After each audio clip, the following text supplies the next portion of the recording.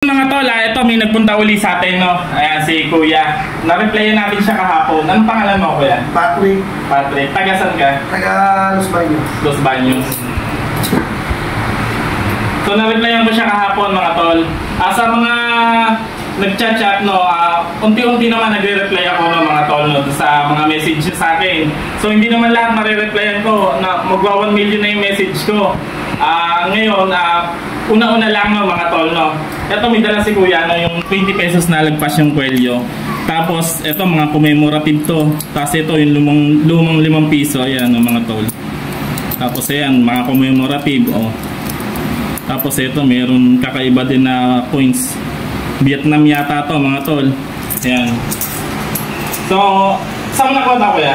Ika-tricing kasi ako, pagka nakikita ko kakaiba, pinatago ko. Tapos nababayad sa'yo. Oo, tapos nabalita ko, nabili ka lang nung labas ng kwelyo ng 20. Ilatalawa na itago mo. Kasi ito yung mga nababayad sa'yo sa tricycle. Oo. So yung mga tol, yung nagkukolekta din ako ng mga rare, lalo yung mga US Philippine peso. Tapos ito mga tol, yung sa common naman na coins, di ba? Walang added value to.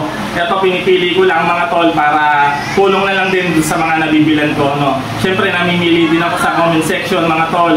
Yan mga ito nga pala mga tol, babayaran natin kay Kuya. Magkano ano mo nito? Asking mo, Kuya? Mga 15K sana eh. Ha? 15. Ayan mga tol, 15K daw, no. Anin mo yung 15, Kuya? Budget ko, wala na pera eh.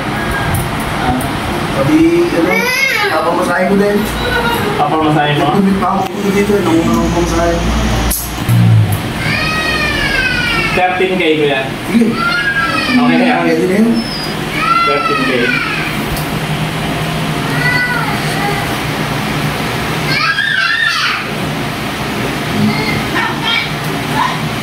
Okay, and 1, 2, 3, 4, 5, 6, 7, 8, 9, 10, 11, 12, 13. Thank you. Okay na yan, Kuya. Okay na to. Malaking bagay na to. Maraming tulong ko sa akin. So yung mga tol, huwag niyong kalimutan mag-follow dito sa aking Facebook page. Tapos antay-antay lang kayo doon sa mga sa mga message ko, no. Antay-antay lang kayo mga tol, pipili pa rin ako, no. Hindi tayo titigil, no, para makatulong din tayo sa mga tao na nabibilan natin. So yun lang mga tol.